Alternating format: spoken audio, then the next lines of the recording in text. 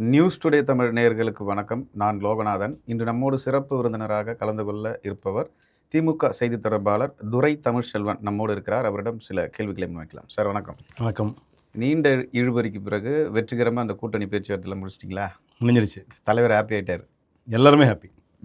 இந்த தேர்தலை எப்படி சந்திக்க போகிறீங்க? ஏற்கனவே பல திட்டங்களை முன் வச்சு போனீங்க, பல்வேறு வாக்குறுதிகளை நிறைவேற்ற முடியலை அப்படின்னு சொல்லி ஒரு எதிர்க்கட்சிகள் பல்வேறு குற்றச்சாட்டை முன்வைக்கிறாங்க. இதை நீங்கள் எப்படி பார்க்குறீங்க, எப்படி முன்னெடுப்பீங்க? இந்த தேர்தலை திமுக தேர்தலாக சந்திக்க போகுது. மக்களுக்கு செய்திருக்கிற நலத்திட்டங்கள் அடிப்படையில் மக்களுக்கு செய்திருக்கிற ஒவ்வொரு திட்டங்கள்லையும் மக்கள் யார் பயனாளர்கள் அப்படின்றத தேடி தேடி செய்திருக்கிற நலத்திட்டங்கள் அடிப்படையில் இந்த தேர்தலை சந்திக்க போகிறோம். ஆப்வியஸ்லி ஒரு தேர்தல் வரும்பொழுது கூட்டணி கட்சிகளோட பலம் என்பது மேலும் ஒரு பலம் தான். என்ன சாதனைகள் செய்திருந்தாலும் கூட்டணி என்பது ஒரு பலம் தான். அந்த கூட்டணி கட்சிகளின் அடிப்படையிலே, அந்த பலத்தின் அடிப்படையிலிருந்து இந்த தேர்தலை சந்திக்க போகுது. ஒரு ஆட்சி அதிகாரத்தில் இந்த கடந்த 5 ஆண்டு கால ஆட்சி அதிகாரத்தில் திமுக கிட்டத்தட்ட 88 விழுக்காடு தேர்தல் வாக்குறுதிகளை நிறைவேற்றியிருக்கிறது. இதுபோல் மற்றொரு கட்சி, தமிழகத்தை ஆண்ட மற்றொரு கட்சி செய்திருக்கிறதுக்கு வாய்ப்பே இல்லை என்பது எங்களுடைய கருத்து. அதாவது 3 செக்மெண்ட், பெண்கள், மாணவர்கள், இளைஞர்கள், இந்த 3 செக்மெண்ட்லேயும் தமிழ்நாடு முன்னேற்றிருக்கு. பெண்களுக்குன்னு, பெண்களோட வளர்ச்சிக்குன்னு, பெண்கள் வாழ்வாதாரத்துக்குன்னு திட்டங்கள் கொடுத்துருக்குறோம். மாணவர்களோட வளர்ச்சி, மாணவர்களோட வாழ்வாதாரத்துக்குன்னு திட்டங்கள் கொடுத்துருக்குறோம். இளைஞர்களோட வளர்ச்சி, இளைஞர்களோட வாழ்வாதாரத்துக்கு திட்டங்கள் கொடுத்துருக்கோம். இப்படி இந்த 3 செக்மெண்ட்டோட வளர்ச்சி ஒட்டுமொத்த தமிழ்நாடோட வளர்ச்சியாக இன்னைக்கு மாறி இருக்குங்கிறது உண்மை. பெண்களை எடுத்துக்கொண்டால் நீங்கள் விடியல் பயண திட்டம், நான் முதல்வன் திட்டம், தமிழ் புதல்வன் திட்டம், இப்படி பெண்களுக்கான திட்டங்களை தேடி தேடி பெண்களோட வாழ்வாதாரத்துக்கு உயர்த்துவதற்கான திட்டங்களை இங்கே முன்னெடுத்து வைத்திருக்கிறோம். அது மட்டும் இல்லாமல் ஒரு முத்தாய்ப்பான திட்டமாக இந்த கலைஞர் மகளிர் உரிமை திட்டம் பெண்களோட வளர்ச்சியை, பெண்களோட வாழ்வாதாரத்தை, பெண்களோட தன்னம்பிக்கையை உயர்த்துவதற்கான ஒரு முக்கியமான திட்டமாக இதை பார்க்குறோம். Okay sir. இப்போ 50 ஆண்டுகள் 2 கட்சிகளும் வாங்கிய கடன் பார்த்தா இந்த 5 ஆண்டுகளில் ஒட்டுமொத்தமாக 5 லட்சம் கோடி கடன் இருக்குது. இதுக்கான வட்டியை எப்படி திருப்பி செலுத்த முடியும்? ஒரு மாநிலம் என்பது ஒரு நிதி வங்கி கிடையாது. ஒரு மாநிலம் என்பது ஒரு நிதி வங்கி கிடையாது. ஒரு ஃபினான்ஷியல் இன்ஸ்டிடியூஷன் கிடையாது. வரவு செலவு மட்டுமே ஒரு மாநிலத்தின் வளர்ச்சியை தீர்மானிக்க முடியாது. ஒரு மாநிலத்தின் வளர்ச்சி என்பது இட் இஸ் இன்க்ளூசிவ் டெவலப்மெண்ட்.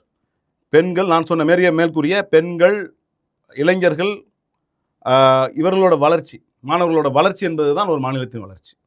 அப்போ நீங்கள் வெறும் மாநிலத்தோட வளர்ச்சியை ப்ராஃபிட் லாஸை கொண்டு நீங்கள் பார்க்க முடியாது. நீங்கள் ஏற்கனவே நாங்கள் 1 லட்சம் கோடி தான் கடனில் இருந்துச்சு, இன்றைக்கி 5 லட்சம் கோடி இருக்குது. திட்டங்களின் அடிப்படையில், இங்கே மக்களுக்கு செய்திருக்க திட்டங்கள் அடிப்படையில், மாநிலத்தை உயர்த்ததுக்கு செய்திருக்க திட்டங்கள் அடிப்படையில் ஜிடிபி ரேஷியோ எவ்வளோ இருக்குன்னு பார்க்கணும். ஒரு மாநிலம் எந்த அளவுக்கு வளர்ந்துருக்குன்னு பார்க்கணும்.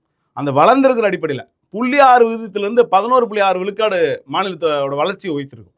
அப்போ மாநிலத்தோட வளர்ச்சி உயரும் பொழுது கடன் உயரத்தான் செய்யும். நீங்கள் மோடி 10 ஆண்டுகள் வருவதற்கு முன்னாடி அவருக்கு ஒட்டுமொத்த இந்தியாவோட கடன் வந்து 50 கோடி தான், 50 லட்சம் கோடி. இன்றைக்கி 200 லட்சம் கோடி. இன்றைக்கி ஒட்டுமொத்த இந்தியாவோட கடன் வந்து 200 லட்சம் கோடி. அது என்னன்னு நீங்கள் சொல்லுவீங்க? அடுத்த ஆண்டு வாங்க போகிறதுக்கான கடன், இவங்க கொடுத்துருக்கிற கடன் வந்து கிட்டத்தட்ட 10 லட்சம் கோடி. 10 லட்சம் கோடி. அப்போ நிறைய பேர் செய்கிறது, நிறைய பேரோட தகவல் அவங்க கண்ணுக்கு முன்னாடி இருக்கிற அந்த ஃபிகரை வச்சுட்டு மாநிலம் வந்து ஏற்கனவே கடனில் இருக்குது, நீங்கள் எப்படி அரசாங்கத்தை நடத்த போகிறீங்க, இலவச திட்டங்களாக கொடுக்குறீங்க. இலவசங்கள், இடஒதுக்கீடு, இதெல்லாம் வேண்டான்னு சொல்கிறதே ஒரு பிற்போக்குத்தனம். இலவசங்கள் என்னைக்கு இலவசத்தை பெறறதுக்கான நபர் இருந்துகிட்டு இருக்கானோ அதுவரை இலவச திட்டம் இருந்துகிட்டே தான் இருக்கும். இது ஒரு சமூக நீதி அரசு. சமூக நீதி அரசுங்கன்னா மக்களுக்கு என்ன தேவையோ அப்படி அதை கொடுக்கறது தான். இருக்கிறவன் வாங்குறான், இல்லாதவனுக்கு இயன்ற அளவுக்கு அரசாங்கம் கொடுக்கும். சரி, பீகாரில் நடைபெறும் போது நம்ம விமர்சனம் கடுமையாக முன் வச்சோம். 10,000 ரூபா அக்கௌண்ட்டில் போட்டாங்க, ஓட்டு வாங்கி ஜெயிச்சிட்டாங்கன்னு சொல்லி. அதே தானே திமுகவும் செய்யும். என்னைக்கு அவங்க அறிவிச்சாங்க?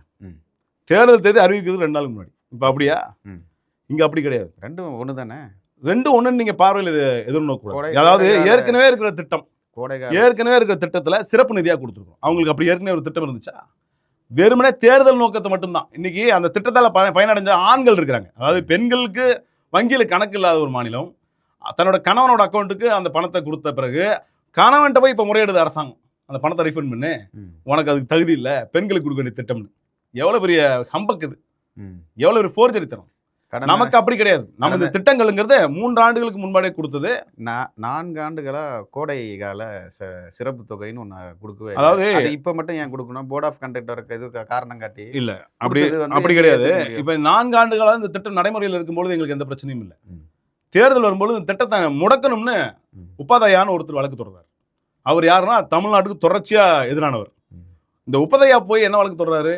இலவச திட்டங்களால ஒரு மாநிலம் வளர்ச்சி பெறுதோ இல்லையோ கடனாளி ஆகுது. அந்த மாநிலத்துக்கான நிதி சுமை அதிகமாகுது. ம். நிதி சுமை அதிகமாகறதுனால இலவச திட்டங்கள் தேவையில்லைன்றாரு உபதையா. சரி எல்லாமே அதனோட அடிப்படையில் ம். இந்த சமூக நீதிக்காக செய்திருக்கின்ற நலத்திட்டங்கள்ல இந்த சமூக நீதிக்காக செய்திருக்கின்ற மக்களுக்கான பெண்களுக்கான உரிமை தொகையில எந்த பிரச்சனையும் வந்துடக்கூடாதுன்னு அடுத்து நாங்கள் ஆட்சி இருக்கிறவர்களையும் அவங்களுக்கான சரி. தொகையை முன்கூட்டியே கொடுப்போம். ஓகேங்க. இப்போ நம்ம குடுக்குறதுல பிரச்சனை இல்லை, வாங்குறதுலையும் பிரச்சனை இல்லை. இப்போ ஒரு கடன் சுமை வந்து கண்ணுக்கு முன்னாடி நிற்கிது. கிட்டத்தட்ட ஒரு குடும்பத்துக்கு 4,66,000 வருதுன்னு வச்சுங்களேன். இது ஒரு பக்கம் இருந்தாலும் இந்த கடன் சுமையை குறைக்கிறதுக்கு என்ன தொலைநோக்கு திட்டம் இருக்கு? இது எப்படி நீங்க பண்ண முடியும்? அதுக்கான சாத்தியக்கூறே இல்லை. என்ன மாதிரி பிளான் சாத்தியக்கூறு வச்சிருக்கீங்க? இல்லைன்னு சொல்றதெல்லாம் தவறு. என்ன பிளான் வச்சிருக்கீங்க? ஏற்கனவே நம்மளோட வருமானங்கள் மாநிலத்தோட வருமானங்கிறது வந்து எக்ஸ்போர்ட்ல அதிகமாக இருக்கு. ம். இங்க உள்நாடு உள் மாநிலத்துக்கான திட்டங்கள்ல ஏற்றுமதி இறக்குமதி விகிதத்தை அதிகப்படுத்துறது, விவசாயம் சார்ந்த திட்டங்களை அதிகப்படுத்துறது, இதன் மூலமாகத்தான் ஒரு மாநிலம் வந்து கடனை வந்து குறைக்க முடியும். முழு கடனையும் அழிச்சு கொடுத்துட்டு இந்த தமிழன் படத்துல விஜய் செய்யற மாதிரிலாம் ஒரு 100 ரூபா போட்டெல்லாம் கடனை அடைக்க முடியாது. அதெல்லாம் நம்ம கிட்ட இருக்க பெரும் பிம்பம் என்ன? ஒட்டுமொத்தமாக கடன் இருக்கு, கடனால பிரச்சனை இருக்கு அப்படின்னா எல்லா இடத்துலையும் கடன் இருக்கு. உலக வங்கிக்கு கடன் இருக்கு, அமெரிக்காவுக்கு கடன் இருக்கு, பாகிஸ்தானுக்கு கடன் இருக்கு, சைனாவுக்கு கடன் இருக்கு. சரி, கடன் இதை இல்லாத எப்படி ஒரு மாநிலம், அடைக்கிறதுக்கான கடன் வழிமுறை இல்லாத ஒரு என்ன? நாடு. சார், அடைக்கிறதுக்கான வழிமுறை என்ன பண்ண போறீங்க? இது இது திட்டம் இருக்கு. நீங்க நீங்க இதுக்கு சொல்றீங்க. இப்போ விவசாயத்துறைக்கு ஒரு விஷயத்த சொல்றீங்க. விவசாயத்துறைத்துல ஊழல்னு சொல்லி ஒரு குற்றச்சாட்டை முன்வைக்கிறாங்க. நெல் மூட்டைக்கு ஒரு மூட்டைக்கு இவ்வளோன்னு சொல்லிட்டு கமிஷன் வாங்குறாங்கன்னு சொல்றாங்க. இங்கிருந்து டிரான்ஸ்போர்ட்டேஷன் பண்றதுக்கு நெல் மூட்டை இன்னொரு குடோனுக்கு ஏத்துறதுக்கு தனிப்பட்ட நபருக்கு ஒருத்தருக்கு மட்டுமே அந்த கான்ட்ராக்ட் போகுது. அதுல கிட்டத்தட்ட 2000 கோடி ஊழல் வருதுன்னு சொல்லி இப்ப ஒருத்தருக்கு மட்டுமே கான்ட்ராக்ட் போறதுங்கிறது ஊழலா? இல்லையா? அவர் அடிப்படையில இல்லையா? ஒருத்தருக்கு போற போக்குல contract இல்ல போகுது. போற போக்குல எல்லாரும் கான்ட்ராக்ட் கொடுக்க மாட்டாங்க. ம். இப்ப நீங்க யாரை சொல்றீங்கன்னு எனக்கு தெரியாது. நீங்க உங்களுக்கு நான் தரவு இருக்கான்னு எனக்கு தெரியாது. ம். நான் ஒரு கேள்விக்கான பதிலா இதை சொல்றேன். அறப்போர் ஒரு ஒரு ஒரு விவசாய ஒரு டெண்டர் அப்படின்னா அது எடுத்ததும் ஒரு தனிநபர் கொடுக்க மாட்டாங்க. Who come first give the first to the tender அப்படின்ற மாதிரி வராது. அது ஏற்கனவே புள்ளி விவரங்கள் எவ்வளோ கொடுத்துருக்காங்க, அதற்கான திட்டங்கள் இவங்க எவ்வளோ கொடுத்துருக்காங்க, எல்லோன்னு யார் இருக்கா, லீஸ்ட் காஸ்ட்டில் யார் இதுக்கு வரா அப்படின்னு பார்த்து கொடுக்குறது இல்லையா? இப்போ நான் டெண்டர் கேட்டோம்னா நீங்கள் ஒரு உதாரணத்துக்கு சொல்கிறேன், நீங்கள் 1000 ரூபாய்க்கு ஒரு டெண்டர் பண்ணுறீங்க, நான் 1500 ரூபாய்க்கு பண்ணுறேன்னா உங்களுக்கு தான் அந்த டெண்டர் கிடைக்கும். அப்போ எல்லோன்னு யார் இருக்கா, ஒரு டெண்டரில் எல்லோன்னு யார் இருக்காரோ அவருக்கு தான் டெண்டர் கிடைக்கும். அதை வந்து ஒரு ஊழல் குற்றச்சாட்டாக பார்க்குறதுங்கிறது ஒரே கம்பெனி எடுத்துருக்கலாம். மேபி அவங்க அந்த எல்லோன் ப்ரைஸில் மேட்ச் ஆகிருக்கலாம் இல்லையா? அப்படி தான் அதை எடுத்துக்கிறோம். ஏன்னா எல்லோன் ப்ரைஸில் மேட்ச் ஆனவங்களுக்கு குறைந்தபட்ச விலைத்தொகைக்கு பண்ணுறது தான் வந்து வழக்கமாக கொடுப்பாங்க. இது அதை விட தாண்டி டபுள் மடங்காக கோட் பண்ணிக்கிறவங்களுக்கு அப்போ யாராவது எல்லோனில் இருக்கக்குள்ள L3க்கு யாருக்காவது டெண்டர் கொடுத்தா நல்லா இருக்கா? அதை தான் அறப்போர் இயக்கம் முன்னிறுத்தி அது வழக்கு தான் அவங்க தொடரணும். எனக்கு எந்த இதை சொல்றீங்கன்னு எனக்கு தெரியாது. வழக்கு தொடரணும். அதுக்கு அவங்க முகாந்திரம் இருந்தால் தான் செய்ய முடியாது. சரிங்க. ஏன்னா L1 இருக்கிறதுக்குள்ள L3க்கு டெண்டர் கொடுக்கறதுக்கான நோக்கம் இல்லை. ஒருவேளை L1ல லீஸ்ட் காஸ்ட் கொடுத்துட்டு இவங்க கேட்ட ஸ்பெக்குக்குள்ள அவங்க மீட் ஆகலை, ஸ்பெசிஃபிகேஷன் அதாவது அரசாங்கம் கேட்டிருக்க ஸ்பெசிஃபிகேஷனுக்குள்ள அவங்க மீட் ஆகலைன்னா ஆப்வியஸ்லி L3க்கு போகும். இப்போ நீங்களும் நானும் டெண்டர் கேட்குறோம், எகைன் நான் 1500 ரூபாய்க்கு தரேன், நீங்கள் 1000 ரூபாய்க்கு தரீங்க. பட் நீங்கள் கேட்ட ஸ்பெகுலேஷனுக்குள்ளே அவங்க வரல, நீங்கள் போகலை. நான் 1500 ரூபா கொடுத்து நான் ஸ்பெக்குள்ளே வரேன்னா எனக்கு தான் டெண்டர் வரும். இது ஒரு டெக்னிக்கலாக கேட்குற கேள்வி இல்லை. அதாவது இந்த கேள்வி எனக்கு புரியுது. இது ஒரு ஊழல் குற்றச்சாட்டுக்குள்ளே இந்த கேள்வி அடக்க முடியுமா? முடியாது. ஏன்னா இது பரஸ்பரம் வெளியில் தெரியும். பேப்பர் நோட்டீஸ் வந்திருக்கும், அவங்க கேட்ட ஸ்பெக்கு வந்திருக்கும். பேப்பர் நோட்டீஸ்க்குள்ளே யார் வேணால் அந்த டெண்டரில் குவாலிஃபைடாக இருக்கிறவங்கன்னா போகலாம் அப்படின்ற ஒரு தோரணை வந்திருக்கும். அதில் குவாலிஃபிகேஷனில் ஏதாவது ரிஜெக்ட் ஆகிருக்கலாம். அதுதான் நடந்திருக்கிறதுக்கான வாய்ப்பு இருக்குது. சரிங்க சார். இப்போது தேர்தல் அப்படின்னு பார்த்தா அந்த நம்ம பீகார் பற்றி பேசிட்டே இருப்போம். இப்போது பாஜக எந்த மாநிலங்களில் போயிட்டு கூட்டணி வைக்குதோ அந்த மாநிலங்களை கைப்பற்றி அந்த ஆட்சியையும் கைப்பற்றி தன்னுடைய ஆட்சியின் கீழே கொண்டு வர்றது. இப்போ பீகாரில் அதுதான் நிலைமை. நிதிஷ்குமார் அவர்கள் ஆல்மோஸ்ட் ரிசைன் பண்ணிட்டாருன்னு சொல்கிறாங்க. இது போன்ற ஒரு விஷயந்தான் தமிழ்நாட்டில் நடக்குமோ அப்படின்ற ஒரு பீகாரில் எதிர்பார்க்கப்பட்டது தான். பீகாரில் வந்து வலுக்கட்டாயமாக நிதிஷ்குமார் வெளியேற்றப்பட்டிருக்கிறார். நாங்கள் இது பகிரங்கமாக ஒரு குற்றம் சுமத்துறோம். ஓகே, அவருக்கு 6 மாதத்துக்கு முன்னாடி தேர்தல் சந்திச்சார். 6 மாதம் கூட இல்லை, இன்னும் 6 மாதத்துக்குள்ள தேர்தல் சந்தித்து ஒரு முதல் மந்திரி ஆகிறாரு. அதற்குள்ள 6 மாசத்துக்குள்ள எனக்கு உடல்நிலை சரியில்லைன்னா இதுதான் பாஜகவோட முக்கியமான அஜெண்டா. யார் மீதாவது ஏறி சவாரி செய்து அவர்களை விரட்டி விட்டு அந்த இடத்துல உட்காருவாங்க. இன்னைக்கு தமிழ்நாட்டுக்குள்ளேயும் அதான் நடக்க போகுது. நாங்க வெளிப்படையா சொல்றோம். தமிழ்நாட்டுக்குள்ள ஒருவேளை அப்படி நடப்பதுக்கு வாய்ப்பு இல்லை. ஒருவேளை அதிமுக ஆட்சி அமைக்கும் பட்சத்தில் எடப்பாடி பழனிசாமி 2 மாசத்துல வெளியேற்றப்படுவார். இதுதான் உங்களுக்கு பீகார் சொல்ற செய்தி. இது ஒரு பாடமா பீகார் வந்து உங்களுக்கு ஒரு இன்ஃபர்மேஷன் சொல்லுது தமிழ்நாட்டு மக்களுக்கு. ஆமா, தமிழ்நாட்டு மக்களுக்கு பீகார் ஒரு இன்ஃபர்மேஷன் சொல்லுது. என்ன சொல்லுது? நீங்க எங்களை போட்டு தப்பி தவிர வாக்கு செலுத்தி எங்களை ஆட்சி அதிகாரத்தில் உட்கார வச்சுட்டீங்கன்னா 2 மாசத்துல எடப்பாடி பழனிசாமி அரட்டி விட்டுட்டு நிர்மலா சீதாராமன் முதலமைச்சராக்கப்படுவார். நிர்மலா சீதாராமன் முதல் மந்திரியாக்கப்படுவார்னு சொல்றாங்க. நிதிஷ்குமார் எப்படி பண்ணாங்களோ அதே மாதிரி இங்க வரதுக்கு வாய்ப்பு. அதே மாதிரி அவரை வரட்டி விட்டு அம்மையார் இங்க போட்டு உட்கார வச்சு அவர்களை முதல் மந்திரியாக வச்சு நடத்துறதுக்கான வாய்ப்புல அப்படி ஒரு காலம் தமிழ்நாட்டில் பாஜகவிற்கு கும்பலாம் முளைத்து விடாது. அதை நாங்கள் உறுதியாக நம்புகிறோம். ஆனால் அதை தாண்டி நடக்கும் பட்சத்தில் பழனிசாமி அண்ணன் பகடைக்காயை தூக்கி எறியப்படுவார். அந்த அளவுக்கு பழனிசாமி வந்து யோசனை இல்லாம ஒரு விஷயத்தை செய்வாரா? இன்னைக்கு அவர் கட்டுப்பாட்டில் அவர் இருக்கிறாரா என்பது கேள்வி. இப்ப திமுக தேர்தல் பிரச்சார குழு போட்டுச்சு. கூட்டணி பங்கீட்டுக்கு ஒரு குழு போட்டிருக்கு. எல்லாரும் பங்கீட்டு அவங்க கட்சி கூட்டணி கட்சிகள் ஏறத்தாழ 21 கூட்டணி கட்சிகள் இருக்கு திமுகவில். 21 கூட்டணி கட்சிகளும் தங்களோட தொகுதி பங்கீடு சம்பந்தமா பேசுறதுக்கு அறிவாலயம் வராங்க. அறிவாலயத்தில் நாங்கள் ஒரு குழு அமைச்சு அதை பேசிட்டு இருக்கோம். பேச்சுவார்த்தையில் ஒரு கட்சிகளுக்கான பேச்சுவார்த்தை ஆல்மோஸ்ட் முடிஞ்சிட்டு இருக்கு. இன்னொரு 2 நாளில் எல்லாமே முடிவுக்கு வந்துடும். ஆனால் பழனிசாமி ஒரு முடிவுக்கு யார்கிட்ட போறாருன்னா டெல்லிக்கு போறாரு. ஃப்ளைட் ஏறி டெல்லிக்கு போய் அமித்ஷாவை சந்திச்சுட்டு கேட்டா விளக்கம் என்ன தெரியுமா? ஈரான் வாருக்கு அண்ணன் வந்து முக்கியமான யோசனையில் இருக்கிறாரு. இவருக்கு யோசனை கொடுக்குறாரு. அவருக்கு இவர் யோசனை பழனிசாமி கொடுக்குறாரா? பழனிசாமி வந்து அமித்ஷாவுக்கு யோசனை தர்றாரு. அமித்ஷாவே பெரிய புலி இதுல. அவர் வந்து ஈரான் வாருக்கு அவர் யோசனை கொடுத்துட்டு இருக்கும்போது இவர் போய் கூடுதலா நின்று இப்படிலாம் இந்த ஈரான் வாரில் இப்படிலாம் செயல்படணும், அமெரிக்காவோட நிலை எப்படி இருக்கணும், இந்த இந்தியாவோட நிலை இப்படி இருக்கு, அணிசேரான கொள்கைன்னு ஒன்று இருந்துச்சு ஜவஹர்லால் நேரு வீரில். யாரும் இந்திய வெளியுறவு கொள்கையில் அணிசேரா கொள்கைன்றது ஒரு முக்கியமான கான்செப்ட். அந்த அணிசேரா கொள்கையை விட்டுட்டு இன்னைக்கு யார் அணிலையும் சேரக்கூடாதுன்றது இந்தியாவோட கொள்கையில் ஒன்று. இன்னைக்கு பட்டவர்த்தமா அமெரிக்கா பின்னாடி போய் நின்றுட்டு இருக்காரு மோடி. பட்டவர்த்தம் அமெரிக்கா பின்னாடி நின்றுட்டு அமெரிக்காவுக்கு குரல் கொடுத்துட்டு இருக்காரு. ஈரானை வான் பண்ணிட்டு இருக்காரு. எவ்வளவு பெரிய அயோக்கியத்தனம் அதெல்லாம். ஈரானை வான் பண்ணிட்டு இருக்காரு. அணிசேரா கொள்கைங்கிறது இந்திய தேசத்துல முக்கியமான ஒரு கொள்கை, வெளியுறவு கொள்கையில முக்கியமான ஒரு நிலைப்பாடு. அந்த நிலைப்பாடுல இருந்து இன்னைக்கு இந்தியா பின்வாங்கிடுச்சு. அதற்கு தான் வந்து யோசனை சொல்றதுக்காக பழனிசாமி இன்னும் போயிருக்கேன்னு சொல்றாரு. நல்ல யோசனை கொடுத்துருப்பாரு போல. கொடுத்துருப்பாரு, மேபி கொடுத்துருப்பாரு. ஆனா அது தவறு. இப்ப நீங்க கூட்டணி எப்படி இருக்கு? அந்த கூட்டணி ஒரு முடிவுக்கு வந்துருச்சா? அந்த கூட்டணி செயல்பாடுகள் எப்படி இருக்கு? டிடிவி தினகரன் சொல்றாரு நாங்க உங்க கூட்டணியிலே இல்லைன்றாரு. நாங்க என்டிஏ கூட்டணி இருக்கோன்றாரு. அதிமுக கூட்டணி பங்கீடா பேசுறது எங்களுக்கு பேச வேண்டிய அவசியம் இல்லைன்றாரு. பியூஷ் கோயலை பார்த்து சந்திச்சு கூட்டணிக்குள்ள இணைகிறாரு டிடிவி தினகரன். டிடிவி தினகரன் இணையும் பொழுது பழனிசாமி இன்னும் பக்கத்தில் கூட இல்லை, கூட்டணிக்குள்ள வராங்க. தமிழ்நாட்டோட தலைமை வந்து எடப்பாடி பழனிசாமின்னு இவரே சொல்லிக்கிறாரு. அவங்க ஒருபோதும் அதை ஏற்றுக்கல. கூட்டணிக்குள்ள புதிதாக இணைகிற ஒரு கட்சி டிடிவி தினகரன் பியூஷ் கோயலை பார்த்து கூட்டணிக்குள்ளே இணைகிறாரு. அந்த இடத்துல பழனிசாமி என்னன்னு இல்லை. மீண்டும் கூட்டணி சம்பந்தமாக பேச்சுவார்த்தைக்கு நாங்கள் என்டிஏ பேசிக்கிறோம், நீங்கள் எங்களுக்கெல்லாம் தொகுதி கொடுக்கணும், உடனே நான் வேணாம், நீ பக்கத்தில் மாதிரி புகழ்ந்துக்கினாங்களே 2 பேரும் ஒருவர் சமீபத்தில் நடந்து பார்த்தோம். பேச்சுவார்த்தை வேற, களத்தில் என்ன முடிவாக இருக்கு? அவரை ஏன் அப்போ கூட்டணிக்குள்ளே வரும்போது அவர் ஏன் சந்திக்கல? கூட்டணிக்குள்ள என்டிஏ கூட்டணிக்குள்ள அலையன்ஸ்குள்ள சேர்றாரு டிடிவி தினகரன். டிடிவி தினகரன் சேரும்பொழுது கூட்டணி கட்சியோட தலைவர்ன்ற பாரு, அந்த கூட்டணியோட தமிழக தலைவர்ன்ற பட்சத்தில் என்டிஏன்னு வச்சுக்கோங்க. அப்போ மிரட்டி கூட்டு வந்திருக்காப்ல. வந்து சேர்ந்துருக்கணும், வந்து நின்றுக்கணும் இல்லையா? அதை கூட வரல. பியூஷ் கோயலுங்கிறது ஒரு அகில இந்திய தலைவர். அவர் தான் இன்னைக்கு வந்து ஓட்டு கேட்க போறாரா? அவர் தான் தமிழ்நாட்டோட முகமா? கிடையாது. இது தமிழ்நாட்டில் நடக்கிற தேர்தல். பழனிசாமியை முன்னிறுத்தி தேர்தல் சந்திக்க போகிறோன்றாங்க. பழனிசாமியோட கட்சியோட அதிமுகன்ற கட்சியோட பலத்தின் அடிப்படையில் நாங்கள் வெற்றி பெறுவோன்றாங்க. பாஜகவுக்கு எங்கே ஓட்டு இருக்குது? இன்னைக்கு 70 தொகுதி கேட்குறதா தகவல் வருது. 60 எங்களுக்கு வரது 70 தொகுதி கேட்குறதா தகவல் வருது. அப்போ 60னே வச்சுக்கோங்க. 60 தொகுதியில் தனி என்ன பாஜக 10,000 ஓட்டு வாங்குமா மொத்தமாக? வாங்காது. உங்களுக்கும் தெரியும், எல்லாருக்கும் தெரியும். சவாரி செய்கிறாங்க, மேலே ஏறி சவாரி செய்கிறாங்க.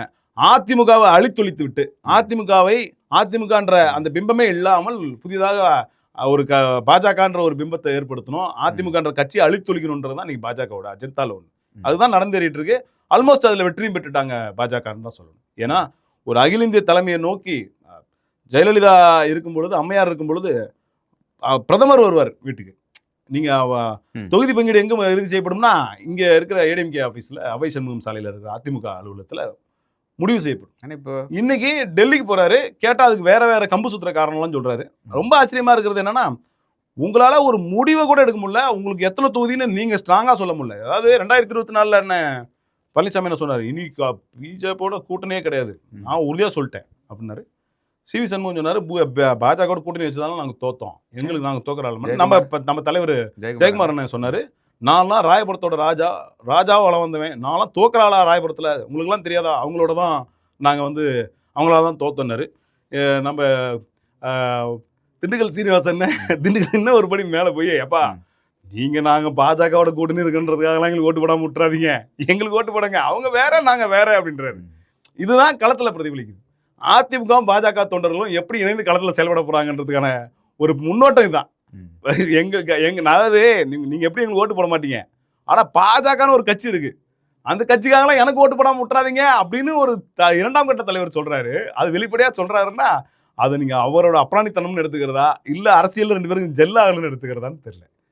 திண்டுக்கல் சீனிவாசன் வெளிப்படையாக சொல்றாரு, அவங்க இருக்காங்கன்றதுலாம் எங்களுக்கு வாக்கு செலுத்தாமல் விட்டுறாதீங்க. டிடிவி தினகரன் கூட சொன்னார், அங்கே போய் சேர்றதுக்கு நான் தற்கொலை பண்ணிக்கலாம்னு சொன்னார், சேர்ந்துருக்காரு. தற்கொலை தெரியல. ஆனால் இதில் ஒரு முரண் இருக்கு. அங்கே போய் சேர்றது தற்கொலை பண்ணியிருக்கோம்னா நீங்கள் குறைஞ்சபட்சம் பழனிசாமியாக சந்திச்சிருக்கலாம், பழனிசாமி சந்திச்சா சேர்ந்துருக்கலாம்.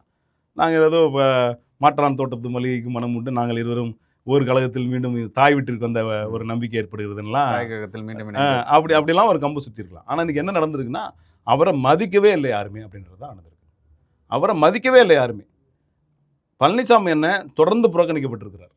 அவர் அவர் அவர் சார்ந்திருக்கிற அதிமுக உரிமை மட்டும் இல்லாமல் தமிழ்நாட்டோட மாநில சுயாட்சின்ற உரிமையும் சேர்த்து அடமானம் வச்சுட்டு மாநில சுயாட்சி தானே சொல்றாங்க. நாங்கள் வந்து கூட்டணி சரிங்க 2 முறை வந்தார் பிரதமர், என்டிஏ அலையன்ஸ் தான் சொல்றாரு, தேசிய ஜனநாயக கூட்டணி ஆட்சி அமைக்கும். நீங்க ஒரு பக்கம் சொல்லுங்க, நாங்க ஒரு பக்கம் பண்றோம். அப்போ வந்து இந்தியா டுடே வந்து ஒரு கருத்தரங்கம் நடத்துது. இந்தியா டுடே கருத்தரங்கத்தில் ஒரு 10 நாளைக்கு முன்னாடி சொல்றாரு பழனிசாமி, நீங்கள் வந்து கூட்டணி ஆட்சி வைக்க போறீங்களா அப்படின்னு கேட்டால், கூட்டணிக்குள்ள குழப்பத்தை ஏற்படுத்துகிற மாதிரிலாம் எந்த கேள்வியும் கேட்காதீங்க அப்படின்னு.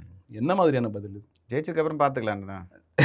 கூட்டணிக்குள்ள குழப்பத்தை ஏற்படுத்தும். அப்போ பதில் சொன்னா இல்லை ஆமா இல்லைன்னு சொல்லணும். சரி, ஆமான்றதை சொன்னா ஓட்டு போட மாட்டாங்க. பம்புறதுக்கு என்ன காரணங்க? ஏதாவது வெயிட்டா சிக்கிட்டாரா இல்லை இந்த கேஸ் மேட்டர் தான் இருக்கா? அதை வச்சு அதாவது பாஜகன்ற ஒரு பயங்கரவாத இயந்திரம் இல்லாத ஒன்றை கூட இருக்க வைக்க முடியும் அவங்களால. இன்னைக்கு டெல்லியில் அதான் நடந்திருக்கு. மணிஷ் சிசோடியா அரவிந்த் கெஜ்ரிவால் மேலே போட்ட வழக்கு நீர்த்து போயிருக்கு. இல்லை, அவர் சொல்லிட்டாரு இந்த பிரச்சனைக்கு அவங்களுக்கு சம்மந்தம் இல்லை, என்னை விட்டதுக்கு கண் கலங்கி பேசினாரு. எதுக்கு? இந்த கேஸில் நான் இல்லைங்கன்றதுக்கான ப்ரூஃப் வந்து என்னை ரிலீஸ் பண்ணதுக்கு ரொம்ப நன்றிங்கன்னு சொல்லி கண் கலங்கி. யார் காரணம் இல்லை? பாஜக காரணம் இல்லைன்னு சொன்னாங்க. இல்லை, பாஜக தான் காரணம்னு சொல்கிறேன். அதுதான் சொல்கிறேன். இப்போ அவர்கள் இல்லாத ஒரு வழக்கை அவர் மேலே திணிக்கப்பட்டதா? ஆட்சியை பிடிச்சாங்கல்ல, ஆட்சியை பிடிச்சது அப்புறம் எந்த நேரத்தில் அவர்களை கைது செய்யப்பட்டார்? அண்ணன் அரவிந்த் கெஜ்ரிவால் எந்த நேரத்தில் கைது செய்யப்பட்டார்னு தேர்தலுக்கு 2 நாளைக்கு முன்னாடி, ஒரு 10 நாளைக்கு முன்னாடி நினைக்கிறேன், 10 நாளைக்கு முன்னாடி அவர் கைது செய்யப்படுறார். அப்போ இவர்களுக்கு ஒன்று தேவைன்னா எந்த எல்லைக்கும் இறங்கி அவர்களை இன்னைக்கு அவரோட பொலிட்டிக்கல் கேரியர், அவருடைய இமேஜ் எல்லாத்தையும் வந்து டிஸ்ட்ராய் பண்ணிட்டாங்க. இதுதான் நடந்திருக்கு. பாஜக மொத்தமாக அழித்தொழித்தாச்சு. நீங்கள் அதை தான் இன்னைக்கு பழனிசாமி என்ன அந்த கட்சி தான் இருக்குது. வழக்கெல்லாம் கிடையாது. டெல்லி சிபிஐ நீதிமன்றம் கொட்டு வச்சிருக்கு. என்னையா இவ்வளோ வழக்கு இவ்வளோ சொல்கிறீங்க, ஒன்றுமே இல்லையா சார்ஜ் ஷீட்டில் அப்படின்னு. சார்ஜ் ஷீட்டில் ஒன்றுமே இல்லை, எந்த எவிடன்ஸுமே இல்லைங்குது டெல்லி ஹைகோர்ட்டு. இப்போ எவிடன்ஸ் இல்லாமல் இவ்வளோ நாள் ஜெயிலில் வச்சுருக்காங்க. இவ்வளோ நாள் தான் ஜெயிலில் வச்சுருந்தாங்க. எந்த விதமான முகாந்திரமும் இல்லை. இவங்க அவர் மேலே சுமத்தினதுக்கு எந்த விதமான எவிடன்ஸும் கொடுக்கல. எவிடன்ஸ் கேட்டால் இல்லை, எவிடன்ஸ் இல்லாமல் வழக்கை நிறுத்து போச்சு. இன்னைக்கு வழக்கு தள்ளுபடி செய்யப்பட்ட பிறகு, விடுதலை செய்யப்பட்ட பிறகு இன்னைக்கு மீண்டும் அப்பீலுக்கு போயிருக்காங்க. அப்போ என்ன அர்த்தம்? எந்த சூழ்நிலையிலையும் இந்த வழக்கை திருப்பி விசாரிக்க தேவையில்லைன்னு சொல்லியாச்சு. டெல்லி சிபிஐ நீதிமன்றம் இந்த வழக்கை திருப்பி விசாரிக்க தேவையில்லை, இதில் ஒன்றுமே இல்லை, எம்டி பாட்டில், நத்திங் அப்படின்னு தூக்கி போட்டுருச்சு. தூக்கி போட்ட பிறகு அந்த எம்டி பாட்டில் தூக்கிட்டு நீங்கள் சிபிஐ வந்து ஹைகோர்ட் போயிருக்காங்க. ஹைகோர்ட் போய் நாங்கள் உன்னை விட மாட்டோம் அப்படின்னா, இதுதான் இன்னைக்கு பழனிசாமி நடந்துட்டு. அவர்களுக்கு தேவைன்னா சதாசிவம்ன்ற ஒரு உறவினர், பழனிசாமியோட உறவினர், சேலத்தில் இருக்கார். அவர் வீட்டில் நடந்த ரைடால தான் அண்ணன் இப்படி கிளம்பிட்டார். அவர் வீட்டில் நடந்த 2 நாளில் கிளம்பி 4 காரு 4 ஃப்ளைட்டு 4 பஸ்ஸெல்லாம் மாறி போய் மூஞ்சில் முக்காடு போட்டு போய் பார்த்தார். அமித்ஷா பார்த்து கூட்டணி டெல்லியில் இருக்கிற ஒரு ரிப்போர்ட்டர் கண்டுபிடிச்சார். அமித்ஷா பார்த்து கூட்டணி உறுதி செஞ்சுட்டு அதுக்கு முன்னாடி 4 நாள் முன்னாடி சொல்லிட்டு இருந்தாரு, ம். நாங்களாம் இனிமேல் பாஜக பக்கம்லாம் போக மாட்டோம், எங்களுக்கு நீங்கள் எல்லாம் வாங்க கமான், ஒரு மிகப்பெரிய கட்சி அண்ணே ரொம்ப நாள் சொல்லிட்டு இருக்கு, 1.5 வருஷமா ஒரு மிகப்பெரிய கட்சி அதிமுக கூட்டணிக்குள்ள வரப்போதே எல்லாம் தயாரா இருங்கன்னு, அதுவே பாஜக தான் சொல்லிட்டு இருக்காரு. ம். அவர் அந்த அந்த அந்த சைன் வந்து பாஜக தான் கொடுத்துருக்காரு. மிகப்பெரிய கட்சி, யாரும் நீங்கள் கவலைப்படாதீங்க, நம்ம கூட்டணி நான் தொண்டர்களுக்கு தேவையான கூட்டணியை நான் அமைப்பேன்னாரு. இன்ன வரையிலும் அமைக்கிறாரு. இருந்த 2-3 கட்சியும் வெளில வந்துருச்சு. எஸ்பிடிஐ வந்துருச்சு, தேமுதிக வந்துருச்சு, யாரும் இல்லைங்க. ஏற்கனவே இருந்த 2021 தேர்தலில் எந்த கட்சி கூட்டணியோட தேர்தல் சந்திச்சாரோ அதுவே ஒரு 3 கட்சி கம்மியாக திருப்பி தேர்தல் சந்திக்கப்படும். ஆனால் என்ன சொல்கிறாருன்னா, நாங்கள் ஆட்சி அதிகாரத்தில் அமர்வோம், எங்களுக்கு கூட்டணி பலமாக இருக்குது, இந்த கூட்டணி வெல்லும் அப்படின்ற மாதிரி சொல்கிறார். ஒருவேளை தேர்தல் ஆணையம் இருக்கோ, தேர்தல் ஆணையத்தின் மூலமாக ஏதாவது சதி செய்யலாமா? தேர்தல் ஆணையத்தின் மூலமாக அவர்கள் அதெல்லாம் செய்யக்கூடியவர்கள் தான். அதெல்லாம் நீங்கள் மெஷின் இருக்கு பார்த்துக்கலாம், மெஷின் இருக்கு பார்த்துக்கலாம்னு நினைக்கக்கூடியவர்கள் தான். அதெல்லாம் நீங்கள் அந்த அளவுக்குலாம் செய்யணும்னு நினச்சிட்டாங்கன்னா, பழனிசாமி என்னென்னு 4 நாள் முன்னாடி வரலும் வீரவாசனம் பேசிட்டு இருந்தால் 4 நாள் ஃப்ளைட் ஏறி கார் ஏறி வர வச்சவங்க. அதனால் எந்த எல்லைக்கும் போகக்கூடியவர்கள் தான். ஆனால் அவர்கள் எந்த எல்லைக்கு சென்றாலும் அதை எதிர்த்து களமாடியும் தைரியமும் திராணியும் திராவிட முன்னேற்ற கழகத்துக்கு. ஓகே, ஒருவேளை நீங்கள் சொன்ன மாதிரி நிர்மலா சீதாராமன் தமிழ்நாடு முதலமைச்சர் ஆகிட்டாங்கன்னா தமிழ்நாடோட நிலைமை என்ன ஆகும்? தமிழ்நாடோட நிலைமை மதக்கலவரம் ஜாதி கலவரம் தான், வேறு ஒன்றும் கிடையாது. அவர்களோட அஜெண்டா என்ன? பாஜகவோட முக்கியமான கொள்கை பிரித்தாளும் கொள்கை, வெள்ளைக்காரன் செஞ்சது. இன்னைக்கு இந்த பிரித்தாளும் கொள்கையை வச்சுட்டு தான், இந்த டிவைடிங் பாலிடிக்ஸ் வச்சு தான் அவர்களோட பொழப்பே இருந்தது. இந்து முஸ்லீம் பிரச்சனை, ஆளும் ஜாதியும் ஒடுக்கப்பட்ட சாதிக்கான பிரச்சனை, இந்த மாதிரி அவர்கள் இந்த மாற்று பிம்பத்தை, இந்த ஒடுக்க அரசியலை செய்து கொண்டு தான் இந்த மண்ணில் பிளப்பை நடத்தி கொண்டிருக்கிறார்கள். அவர்கள் அதைத்தான் செய்ய போகிறார்கள். திருப்பரங்குன்றத்தில் போய் விளக்கேற்ற பிறகு நிற்பாங்க, அதான் செய்வாங்க. முஸ்லீம்கள்லாம் திருப்பி பாகிஸ்தானுக்கு போகுமா, முஸ்லீம்கள் இந்த நாட்டில் வாழ தகுதியற்றவர்கள்மா, இதெல்லாம் தான் சொல்லுவான். அவனுக்கு என்ன, அவனோட வேலை என்ன? அவர்கள் எதிர்ப்பு அரசியல் பேசிக்கொண்டே இருப்பார்கள். ஒருவருக்கு எதிராக மற்றொருவரை முன்னிறுத்துவார்கள், மற்றவருக்கு எதிராக மற்றொருவரை முன்னிறுத்துவார்கள், காந்திக்கு எதிராக பட்டேலை முன்னிறுத்துவார்கள். இப்படி பல பேரை இப்போ ஒரு பிம்பத்துக்கு எதிராக மற்றொரு பிம்பத்தை உடனடியாக முன்னிறுத்தும் நோக்கம் அவர்களுக்கு இருக்குது. அதுபோல் இங்கே அவர் தப்பி தவறி சீதாராமன் நிர்மலா அக்கா வந்துட்டாங்கன்னா அதான் செய்வாங்க. அம்மையார் வந்தாங்க, நிர்மலா சீதாராமன் அம்மையார் வந்தால் ஒட்டுமொத்த தமிழ்நாடே சுடுகாடாக மாறுவதற்கான வாய்ப்பு இருக்குது. அதுதான் அந்த மாதிரி ஒரு நிலையை கொண்டு வரணுன்னு தான் பாஜக துடிக்குது. எப்படி உத்தரப்பிரதேசத்தில் ஜாதி மதக்கலவரத்தை உண்டு பண்ணாங்களோ, தமிழ்நாட்டில் மதக்கலவரம் உண்டு பண்ணணும்னு நினச்சி அது தோற்று போச்சோ. இன்றைக்கி ஏன் திருப்பரங்குன்றத்தை தேர்ந்தெடுக்கிறாங்க? திருப்பரங்குன்றம் வேணும்னு நிற்கிறாங்க. திருப்பரங்குன்றத்தில் தீபம் ஏற்றணுன்றாங்க. எதுக்கு நிற்கிறாங்க? அங்கே ஒரு செய்யணும், அமைச்சர் அறிவு இல்லாமல் பேசுகிறாருன்னு ஒரு நீதிபதி சொல்கிறாரு. அதாவது ஆண்டாண்டு காலமாக தீபம் ஏற்றி வரும் இடம் ஒன்று இருக்குது இல்லைங்க, அந்த இடத்துல பூஜை நடத்தணும், அமைச்சர் வந்து இந்த அறிவு கூட இருக்காது ஒரு அமைச்சருக்கு அப்படின்னு சொல்லி ஒரு நீதியரசருக்கான தகவல் அவர் சரியாக உள்வாங்கலை. அவருக்கு கிடைத்திருக்கிற தகவல் போதுமானதாக இருந்தும் அவரோட சித்தாந்தம் வேறையாக இருக்கிறது. ஒரு நீதியரசர் எல்லா விமர்சனங்களுக்கும் அப்பாற்பட்டவர். ஆனால் ஒரு தனக்கு கிடைத்திருக்கிற மேஜையின் மேல் உள்ள தரவுகளை கூட எடுத்து படிக்காமல் அப்படி ஒரு கருத்தை சொல்வாரே ஆனால் அவருக்கான பார்வை, அரசியல் பார்வை வேறாக இருக்கிறது. அவர் சார்ந்திருக்கிற சித்தாந்த பார்வை வேறையாக இருக்கிறது என்பதுதான் அர்த்தம். அவர் சார்ந்திருக்கிற சித்தாந்த பார்வையின் அடிப்படையிலே ஒரு கருத்தை சொல்கிறார். அவர் இந்த மண்ணிற்கான பொதுநிதியை அவர் சொல்லவில்லை. இந்த மண்ணுக்கான பொதுநிதினா அது வேற. இந்த மண்ணுக்கான பொதுநிதியை விட்டுட்டு தான் சார்ந்திருக்கிற ஒரு சித்தாந்தத்தின் அடிப்படையில் ஒரு கருத்தை சொல்பவரானால் அவர் அந்த நீதியரசரின் கருத்து என்பது பொதுமக்களின் கவனத்துக்கு தான் நம்ம விட வேண்டும். பொதுமக்கள் தான் அதை பார்த்து ஒரு முடிவு சொல்ல வேண்டும். ஏனென்றால் அவர் சொல்வது, அதாவது எல்லா நீதிமன்றங்களை விட மக்கள் நீதிமன்றம்னு ஒன்று இருக்குது. இந்த மக்களோட நீதிமன்றங்கள் முன்னாடி இதெல்லாம் தோற்றுப்போம், நீர்த்து போகும். நீங்கள் இன்றைக்கு மொத்தத்தையும் இந்தியா முழுக்க அவங்க தான் இருக்காங்க இல்லையா? எக்ஸிக்யூட்டிவ், ஜுடிஷியரி எல்லாத்துலேயும் அவங்க தான் இருக்காங்க. அட்மினிஸ்ட்ரேஷன் எல்லாத்துலேயும் அவங்க தான் இருக்காங்க. இந்த மூணுலேயும் அவர்கள் சென்று அமர்ந்து கொண்டு கிட்டத்தட்ட 90 விழுக்காடு, எப்படி 90 விழுக்காடு, அதாவது 100 விழுக்காடு இந்த மாதிரி இந்த 3 அட்மினிஸ்ட்ரேஷன், ஜுடிஷியரி, லெஜிஸ்லேச்சரில் இருக்கிற 3 பதவிகளில் 90 விழுக்காடு இன்னைக்கு உயர் ஜாதியினர் இருக்கிறார். ஓகே, 90 விழுக்காடு உயர் ஜாதியினர் இருந்து கொண்டு 10 விழுக்காடு தான் சாதி இந்துவும் தாழ்த்தப்பட்ட இந்துவும் இருக்காங்க. ஓகே சார், இப்போது ஒரு விஷயம் நம்ம பேசியே ஆகணும். பல்வேறு விமர்சனங்களில் திமுக காங்கிரஸோட கூட்டணியில் முன் வச்சுக்கப்பட்டது. செல்வ பெருந்தகை எந்த அளவுக்கு சமாளித்து இந்த கூட்டணியை உறுதிப்படுத்தினார்? அவருடைய ரோல் அவர் சமாளித்தார் என்பதை விட ஒரு மாநில தலைவராக அவர் திறம்பட செயல்பட்டார் என்பதுதான் பொருள். அவர்தான் இந்த மாநிலத்துக்கான தலைவர். அகில இந்திய காங்கிரஸ் கமிட்டியோட மாநில தலைவர் அவர். அவரோட கருத்து பிரதானமாக இருக்கிறது. ஆனால் ஊடக வெளிச்சம் அவருடைய கருத்துக்கு எடுபடவில்லை. இது எங்களுக்கு ரொம்ப வருத்தம் தான். ஏனென்றால் ஒரு மாநிலத்தின் தலைவர் சொல்கிறார், எங்களுக்குள்ள எந்த விதமான சலசலப்பும் இல்லை, நாங்கள் பேச்சுவார்த்தையின் மூலம் ஒரு சுமூக தீர்வை எட்டப் போகிறோம் என்று சொல்கிறார். ஆனா பிரவீன் சக்கரவர்த்தி என்றால் அவருக்கு ஓட்டே இங்கே இல்லைன்றாங்க. அவர் தமிழ்நாட்டை சார்ந்தவர் இல்லை, அவருக்கு ஓட்டே பீகார்லயோ குஜராத்லயோ இருக்கு அப்படின்ற மாதிரி சொல்றாங்க. அவரோட கருத்துக்கு கொடுத்த ஊடக வெளிச்சம் ஏன் மாநில தலைவரின் கருத்துக்கு ஊடக வெளிச்சம் கிடைக்கவில்லை என்பது இவ்வளவு பிரச்சனைகளை சமாளிச்சு ஒரு கூட்டணியை உறுதிப்படுத்தினார். அதாவது கூட்டணி இல்லாம இல்லை. இப்ப நிறைய ஊடகங்கள் நானும் பேசிட்டு இருக்கேன், நிறைய ஊடகங்கள் எடுத்து நம்மகிட்ட கேட்கிற கேள்வி, முதல் கேள்வி கூட்டணி அமைஞ்சிருச்சு இல்லை அப்படின்னு. நாங்க கிட்டத்தட்ட 21 ஆண்டுகளாக கூட்டணியில் தான் இருக்கும். இது வெறுமனே தொகுதி பங்கீடு.